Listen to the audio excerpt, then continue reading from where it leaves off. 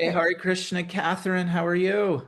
I'm good, thank you, Derek. Jagai, how are you? Haven't seen you in like a month. I It's know we both got a bit sick and then we both got busy and then yeah. life took over a bit, but I'm glad that we're Yes, catching up yeah, for today. sure, for sure. How's Today. how's life in the UK right now? It's pretty good. You feel a bit like it's a bit of a slog to get through the dark months, but it's Oh. spring is coming. Look, daffodils behind me. Oh, It's nice. true. That's right. It's Krishna says to Arjuna, Matra sparshas tu kunteya stitosna sukha dukkha. yeah. That happiness and distress are like the winter and summer seasons. Like you're in the winter Yeah, and you're like, when is it yeah, going to be yeah, summer? Then it's yeah, super hot. And yeah. then you're like, oh, when is it going to be winter? It doesn't very often get super hot here. I Mm. live, as I don't know, our audience knows, I live in Laguna Beach. Very fortunate to live and grow up here. And our weather is pretty mild all year round. So like 70s. Oh, I don't know what yet that is in Celsius, but it's nice. Beach Mhm. weather. Yeah, I know 70s. I think that's like mid 20s kind of thing ish. Yeah. Go to the beach and sit in the sun. It's very beautiful. Hmm. Okay, so we have Bhagavad Gita verses that we're going Hmm. to present. I'm going to do chapter 7, text 14, which is about Okay. Krishna's divine energy, which he Hmm. calls Maya, illusion, or made up of the gunas. I am literally about to post a video on YouTube about Maya. So it's Oh, we're in sync. We're in sync. this will be like a little teaser trailer to your video. Yeah. Yeah. And what verse are you presenting today? I am going to present chapter 6, verse 30, which is a very special one for me. 6:30. Nice. Mm. Yo mam pashyati sarvatra. Sarvam Sarvam Pashyati. tam, sarvam cha mayi pashyati. He sees me everywhere and sees all things in me. I'm not lost to him, and he's not lost to me. My God, one of my favorite verses for sure. Mhm. That's like the heart of the sweetness, you know? I think maybe you go first because we begin with Maya, maybe with the illusion, Yeah. and then we dissolve the illusion, right? Yes. Okay, perfect. I've been studying a lot of Sanskrit these days Right. and really getting into this Bhagavad Gita, Winthrop Sargent's Yes, I've Bhagavad got that. Gita. I think it's still in India, but I have that copy somewhere. Yeah. Yeah, it's great. Mm. It's really amazing that you just have such a reference, you know? Yeah. Okay, so we're going to study today chapter 7, text 14. And as I've said a million times, I lived in the temple, Hare Krishna temple, as a teenager. We studied a lot Hmm. of verses, and this is one of the Hmm. first verses I memorized. So whenever I'm asked to speak on something, a few verses always pop up, and this is one of Hmm. them. Hmm. So Right. Krishna says on chapter text 14, chapter 7, Hmm. and we should see it below here. Daivi hi esha guna mai. Daivi hi esha guna mai. And that first line is that my divine nature. Now, divine is also coming from this root word deva, which this word daivi comes from. So when we say the Mm. gods, the devas, this Mm. word dev means divine. And Mm. so this verse, my divine gunamai, energy made from the gunas. And so let's park that there. The gunas, what are those? And we'll get Mm. back to that in a second. Yeah. Yeah. So he says, my divine energy, which is made of the gunas, mama maya duratyaya, is from me, and it is an illusion, maya, and it is dur atyaya, impossible to get through, difficult, dur, Difficult. very Difficult. difficult Sure. to get through. Yeah. So Krishna is saying this energy, the gunas, they're very difficult to get through them. Like you want to, Yeah. you're all. Yeah. So Yeah. what are Yeah. the gunas? The gunas are basically three different. let's say, moods. Like we could say in our own mood. Like if you ask somebody, how are you doing this morning? They say, I'm in a bad mood, right? Or I'm Mm-hmm. in a good mood, or I'm in a Mm-hmm. mediocre mood, or I'm in an angry Mm, mood. So mm, these gunas are like a mood that like permeates the universe. And so mm. it comes in three. Satya, which is Sattva, sattva with the uh, yes, it would depend on what you're using it for, but sure, sattva, right. sure. Yeah. Mm-hmm. Sattva, truth or cleanliness or goodness or Mm-hmm. purity Mm-hmm. or peacefulness, the good qualities. Mm, Rajas, which is passion, spicy, angry, agitated, fighting. Sometimes the color red is considered rajas, like maybe grah, rajas.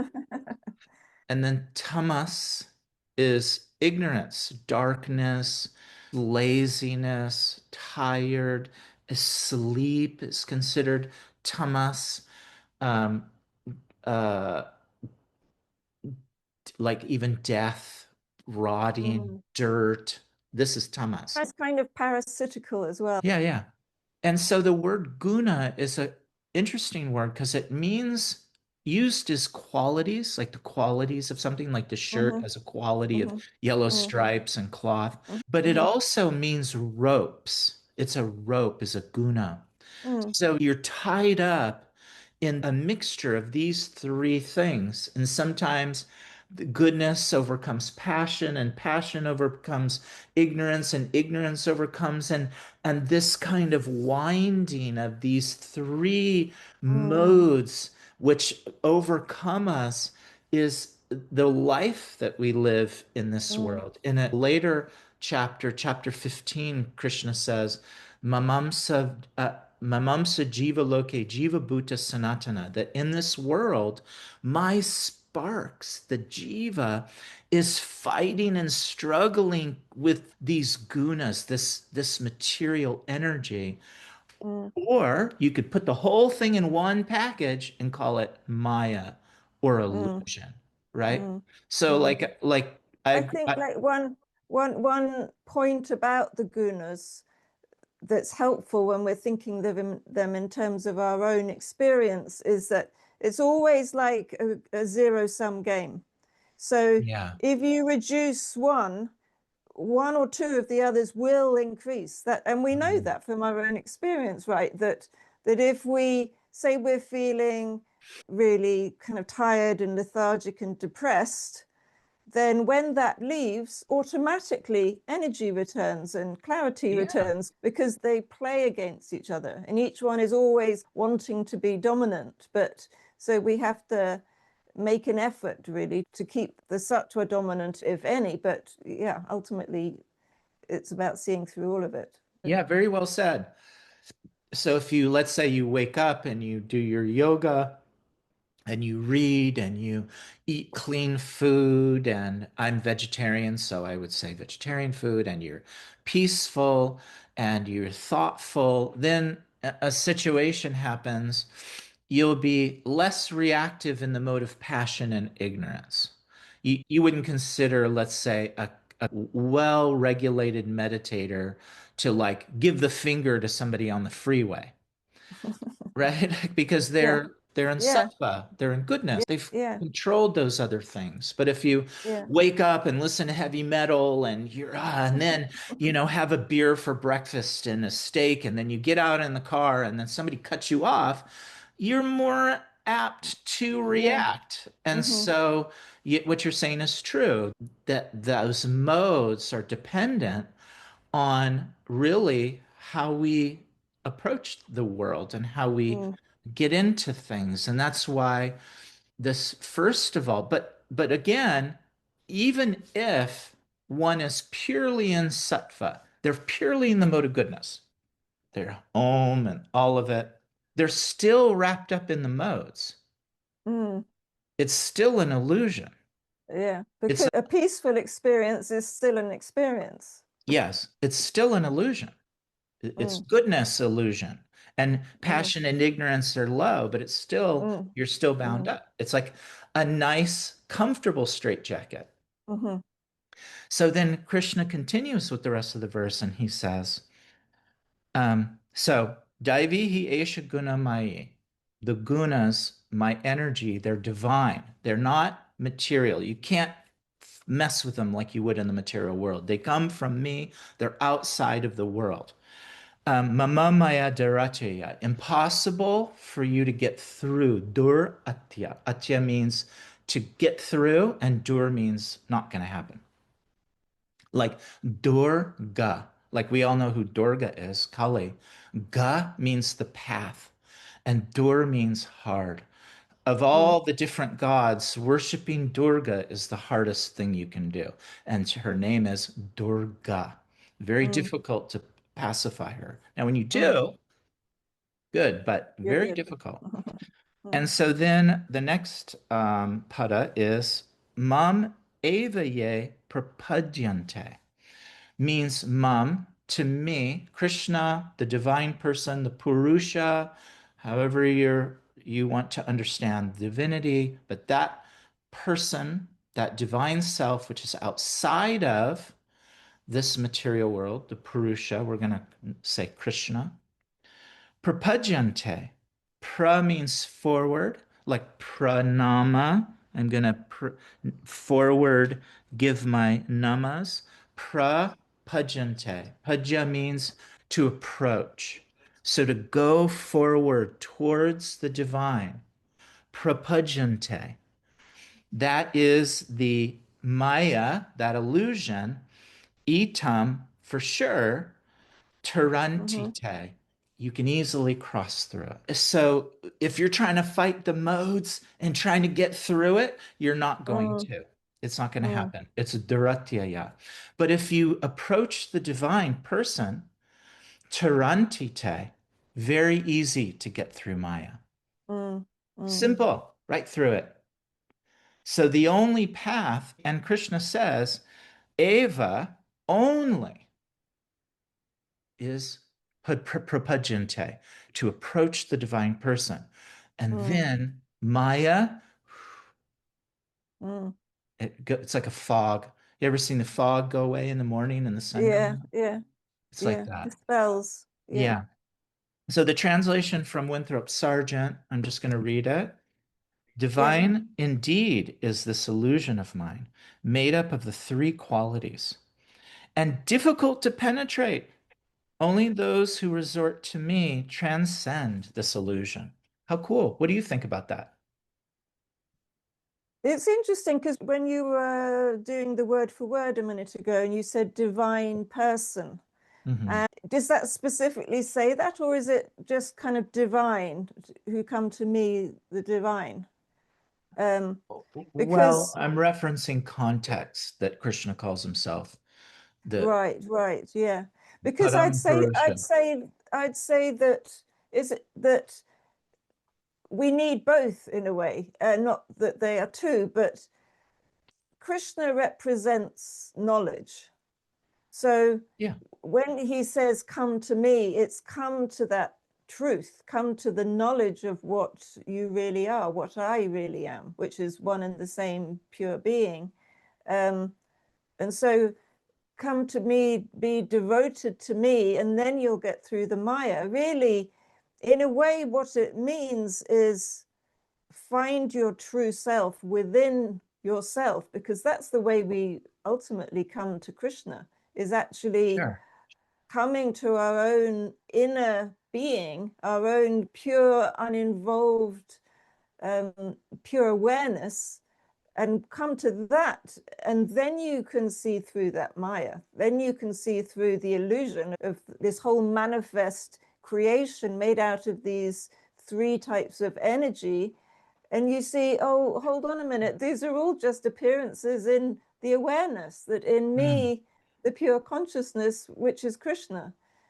But you have to go direct to that. You can't kind of be looking at the world, and this totally fits with my verse actually, which is coming next, because you have to go to the divine to Mm, realize the divine. You can't mm, realize the divine through the gunas. You can't realize the divine through any appearance in the world, only through your own beingness. Very well said.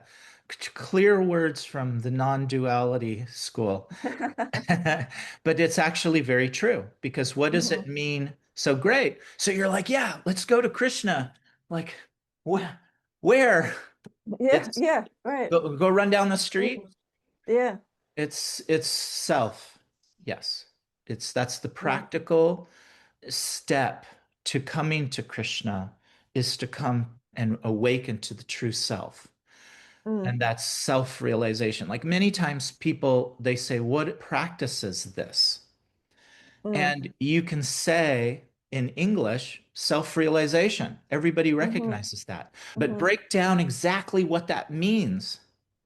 It's to Mm. realize the self, Mm. Mm. right? Like The real it's self. not the real self. Yeah. Then everything awakens. Yes, you're very right, what you're saying. Very Yeah. clear, very true. An analogy which I might have used before in this podcast, I can't remember, but of you only need to taste one spoon of rice to know that the whole dish of rice is cooked. Yeah. So you only need to taste the nature of your own awareness to know what everything is made of. And in that Yes. moment, the Mayic kind of illusion that was so hard to get through, this world with all of its kind of impossible problems that just seem to be unsolvable, hmm you just cut right through when you hmm actually see what the reality is.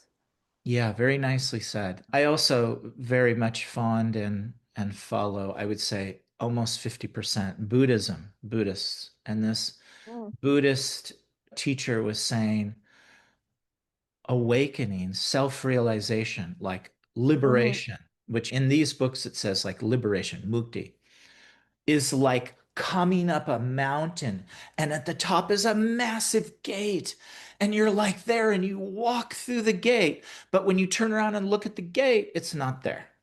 Mm-hmm.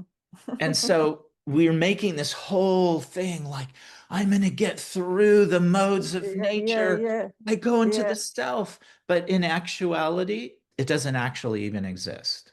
Mm, mm. Like our thoughts. We put so much into our thoughts.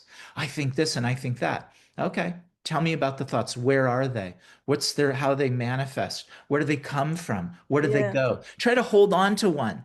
yeah, right. I know, right? Where is it now? Yeah, Like, where are any of them now? yeah, Nowhere. But nowhere. you're there. You, the awareness that was Yeah. aware of those thoughts, is right here and now. Yes. Totally. And Yeah. so then somebody may say, okay, cool. So if I go to the self and I become self-realized, then I'm not at all tossed about by the modes of nature. I'm just like blank. Mm-hmm. Well, that would only happen once one is entirely freed from the body. And so sometimes you'll read the verses, and in a very subtle way in the Sanskrit, they'll say, almost relieved, almost completely freed, almost completely freed. Mm, Why? Because you still have a body. And the body is rooted in the material world, which is rooted in the modes of nature. So I, if I became 100% self-realized, Om, Shanti, I still eat my breakfast. I like my coffee mm-hmm. black. I don't like, certain fruits, and I love other things. I go on walks. If you slap me in the face, I'd be angry. Well, but wouldn't you say it's the case, though, that yes, your body does those things, Yeah, but when you've really woken up to the self, you're not identifying that as I anymore. And that's the exactly. trick, really. Yeah. You're the witness of the movie instead of Yeah. thinking that you're part of the movie. Mm. And mm, that's the difference. It's a psychotic situation to be in a movie and be completely absorbed in it, thinking you are it, mm, mm, as opposed to witnessing the movie, crying at the sad scenes and laughing at the funny scenes, but knowing mm, you're an audience member of the movie. mm. And so the modes are the movie, and Yeah. we are divey, separate. And the Mm. illusion is we're in the movie. We're Yeah. like, I was just thinking, when you're saying that, because the movie is such a great example of all of this appearances, and you seem to get involved, but clearly for everyone, it's much more apparent than in our normal waking state that when you're watching a movie, you're not involved. But I just had a thought that actually movies have only been created precisely because we have that inner mechanism of identifying with what we see. oh, yeah, And because we get so absorbed, because whatever's in front of our senses, we're so pulled by, that's why movies are being created. If yeah, this mechanism wasn't like it, they wouldn't be any use. No one would be in the slightest bit interested. But it's very true. because we fall for what we see that they become so fascinating. Very true. Very true. As you're just saying, I'm just riffing on that. It's like a functional mind. Mm, mm. It's like I've created this little mind for you to enjoy. Okay, here's Yeah. my $10 and I got my popcorn Yeah, and I'm yeah, gonna yeah, enjoy yeah, this mind for an hour and a half. Oh, what's that mind? Oh, that mind's where we're an yeah, adventurer and we get the girl and we yeah, swing through the jungle. yeah, yeah, yeah. Yeah. And if only we realize we can walk out of the movie Yeah. and forget all about it, especially if it's not going so well. Yes. So true. So true. One Buddhist was saying, let's say I wake up and I have this pain in my body. And I think, oh my God, I may have some cancer. I would go through so much turmoil in my mind. I'd have to call the doctor and go get tests, and I got this pain. What if that same pain was in a woman and it's because she's pregnant? That same pain is now a joy. Oh, that's the baby Yeah, yeah, coming. It's so yeah, wonderful. yeah, yeah, Same pain, two different minds. yeah. One So is, some pain becomes suffering and some doesn't, basically, yeah, isn't it? Mm, yes.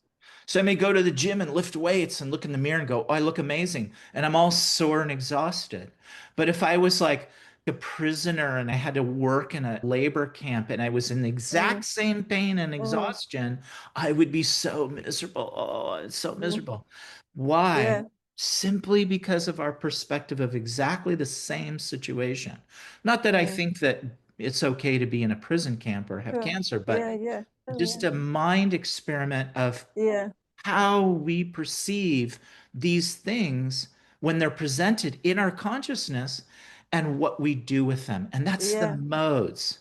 And so, just to finish my point, mm, my presentation, yeah, to be out of the modes and to be in the, as you're saying, the self, I'll say Krishna, mm, takes us out of the modes. And it says it's very easy to cross over them.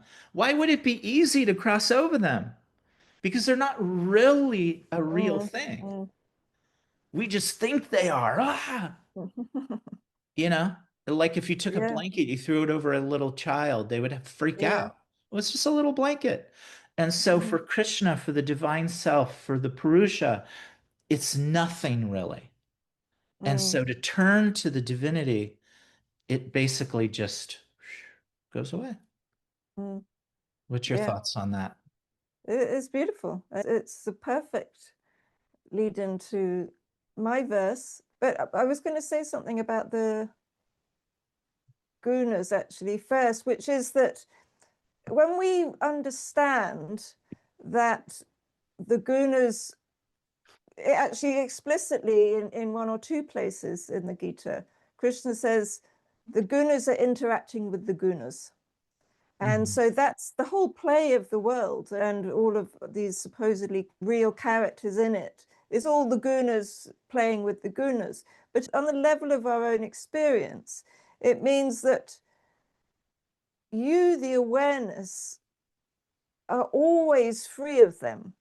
Because they don't touch the level of awareness, they only interact with each other. So, for example, it means that tamas, which has that kind of covering power, it's like a blanket of not knowing, it only can do that to the mind. So the mind will think, oh, I don't know the self, none of this makes sense to me, I don't know awareness. And in the meantime, that which is aware is the one that is aware of the mind not knowing, right? The awareness is exactly the same. Nothing has happened to that awareness. It's only the level of the mind, but it's only because we identify with the mind as if it's us that we get convinced that we don't know. Whereas in fact, there's only knowing. Whether you're knowing that you know or you're knowing that you don't know, you're still knowing. Yeah.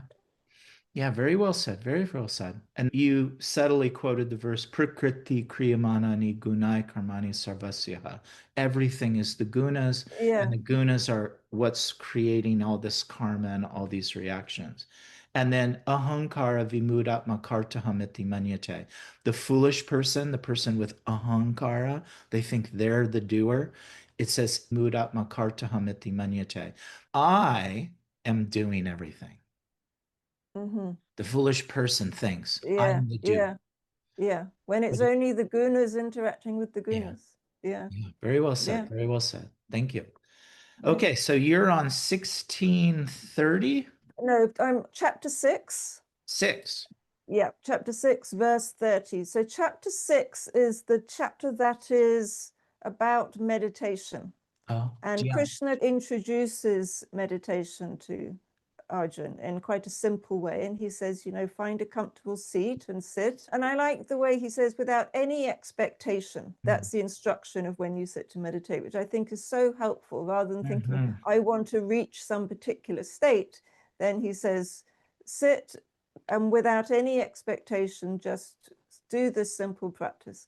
So then by verse 30 of that chapter 6, he starts talking more about what is the result of meditation, what happens through meditation, why is meditation suggested as a practice. And really it's for precisely the reasons we were talking about just now in terms of the gunas, because the only way of knowing that you're free, the only way of being free of all the mind, for example, the mind that was having a panic attack at the beginning of the Gita, the only way of getting free of that is to understand that's not what you are. And the only way of understanding it's not what you are is by really experiencing directly what you are and moving aside everything else. So meditation gives you the chance to let those gunas die down, and sattva will increase. Like when rajas and tamas die down, sattva will increase, but it's really going even further. It's beyond even that. It's seeing that ultimately that which you are, that which is pure awareness, is what remains in meditation. And you taste, you experience the wholeness of that, the real essential nature of that, which is the essential nature of everything. So then in verse 30, the Sanskrit is yo mam pashyati sarvatra, yo mam pashyati sarvatra, sarvam cha mayi pashyati, tasyaham na pranashyami, satcha me na pranashyati. And the translation is, for one who sees me everywhere and who sees everything as existing within me, I am never lost, and nor is he ever lost to me.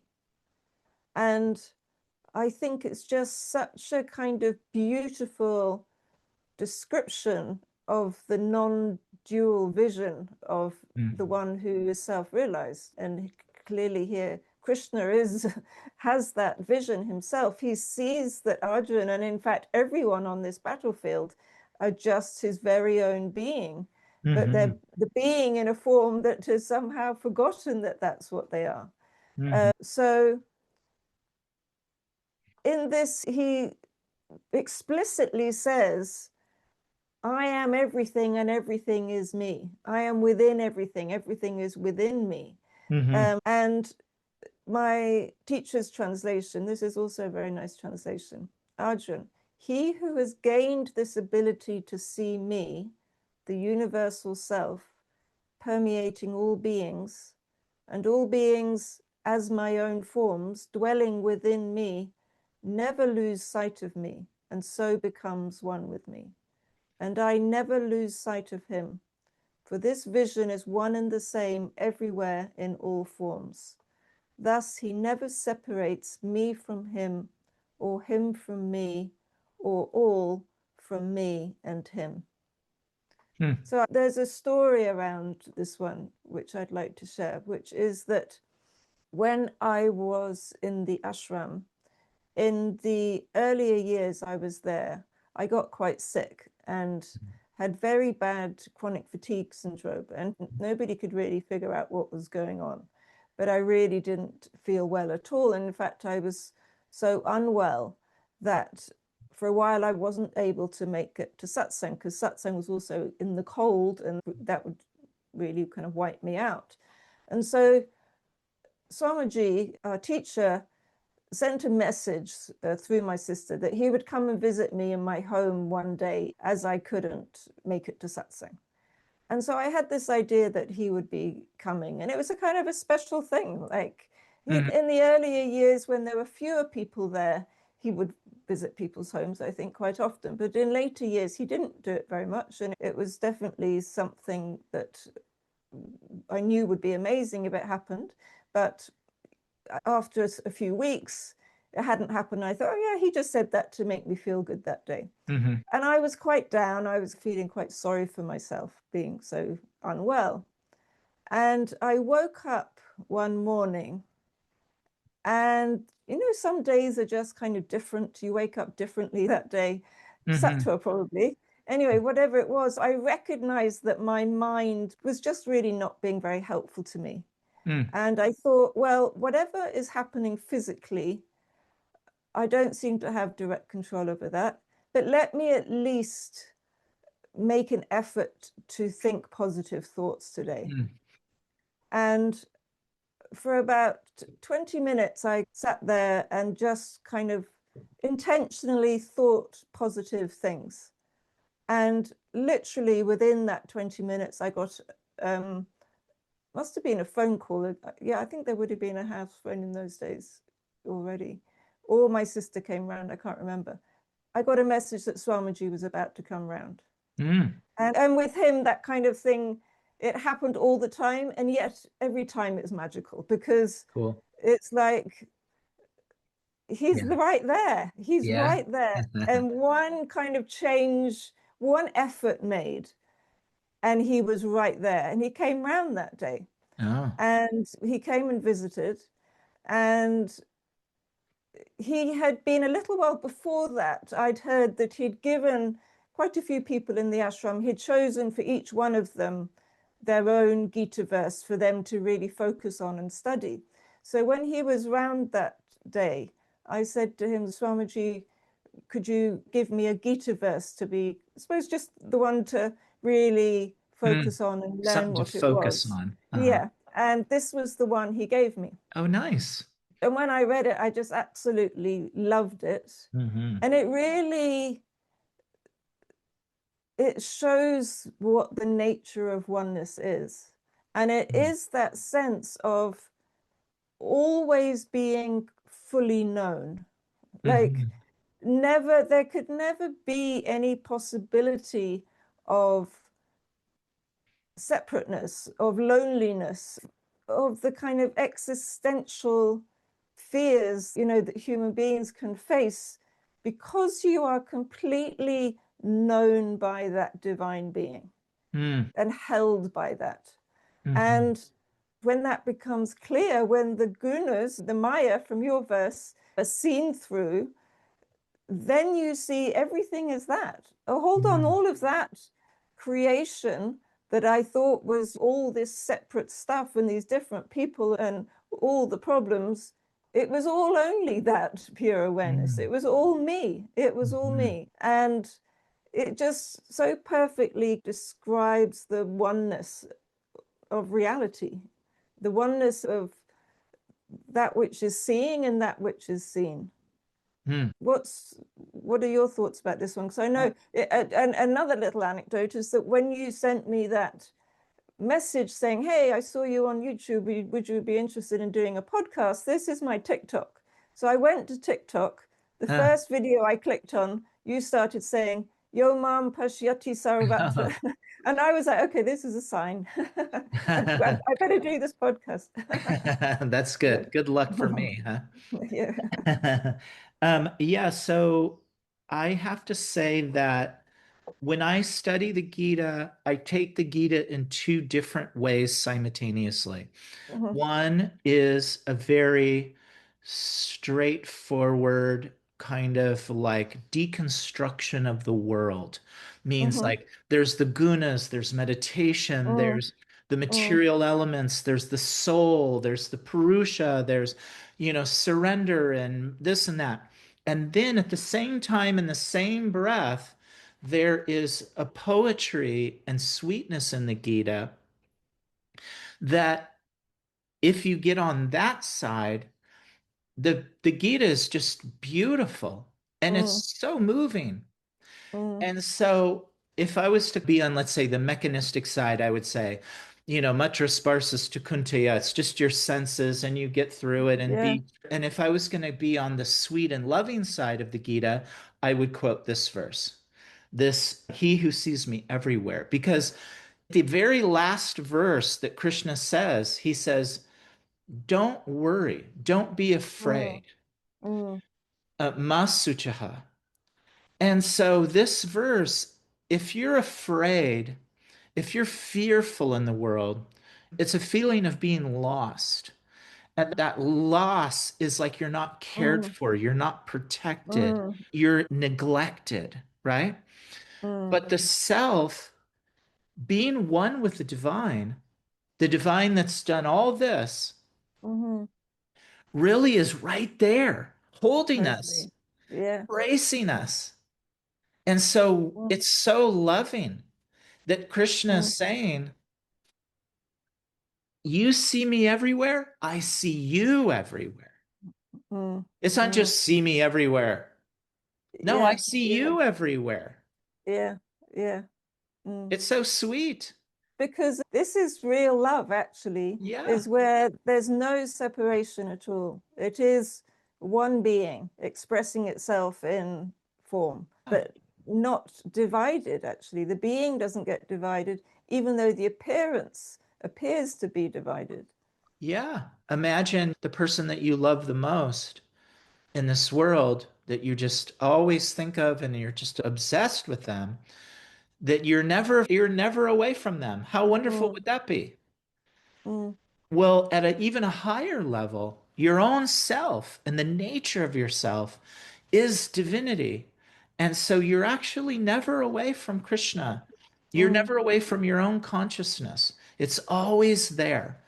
mm. And once one thinks of that, then this coffee mug is divine. You can worship it as Absolutely. you Yeah. could build a Yeah. temple around it and say, I Yeah. worship this coffee mug because of the right Yeah. consciousness Yeah. everywhere. In fact, have you ever read Yoga Vasisht? Yoga Vasishta? No. I've heard of it, You but I don't. you would love it. You would love it. Oh. Anyway, there's a section in there about the way that the divine can be worshipped. Hmm. And basically, it starts off by saying, you can worship me, because I think it's supposed to be perhaps Lord Shiva speaking. I can't remember, but it's the voice of the divine that's speaking. Hmm. And basically starts off by saying, you can worship me in all the normal ways with the flowers and the offerings and that. But actually, you can worship me in any way you conceive of me, because Oh. it's basically kind of whatever you put your attention on, if you do it with that devotion, if you do it with that recognition of the divine in that thing, it's there because there is only the divine in Hmm. everything. So And then cool. that section also has a beautiful part because, and it says the best way is also to close your eyes and to meditate on me. That is the best way to worship me. It's a great passage. In the Um, Christianity, I went to a seminary for a while as a teenager. wow. And in Christianity, you have two schools. Nowadays, we're all focused on one specific school, that is the resurrection of Christ. Mm-hmm. But there's another school which is faded into kind of a minimal category, and that's the Gnostics, which their direction is the teachings of Christ. Like, what did he say? And they just get into the teachings and they don't even really think too much about the resurrection. Mm, So mm, there's a book that was found in a cave long time ago, mm-hmm, um, hidden so it didn't get burned and destroyed during mm, this whole revolution of Christianity, and that is the Gospel of Thomas. mm. And Yeah, that's and the Gospel beautiful. of Yeah. Thomas has no resurrection story, Mm-hmm, no nothing. It's only the teachings. mm, And just in the very beginning, Christ says in that book, lift up a rock and I am there. Split the mm, wood and you'll see me there. mm-hmm, And mm. immediately when I read that, I thought of this verse. They're Yeah, they're they're exactly the same verse. yeah, yeah. How cool is that? Yeah, enlightened ones, they know the same thing. Whichever religion comes Yeah. after them, they start from the same because there Yeah. is only one reality. There is only that universal reality. Mm. And so if we I, tie I those two verses mm, together, we're struggling in this world, Daivi Gunamai, that the mm, modes of material nature, you perpugente, go to the divine, tarantite, easily cross above it, beyond it. And then where are you? You're pashanti, see Krishna everywhere, and everything is Krishna, divine. And the mm-hmm, divine, not only do you see him everywhere, he sees you. mm-hmm. Like if I saw you in the street, and I was like, oh, there's my friend Catherine. And Catherine turns and says, oh, there's my friend Jagai, right? You see your friend Yeah, everywhere. Very yeah, nice, very yeah, sweet, yeah, it's very sweet. Yeah, very beautiful. beautiful. Great. Good to chat to you again. Yes, good to chat with you, Yeah, Catherine. Hare Krishna. It's so lovely to study the Gita. yeah, And I look forward to the next one. perfect. Okay, Oh. all right. Bye.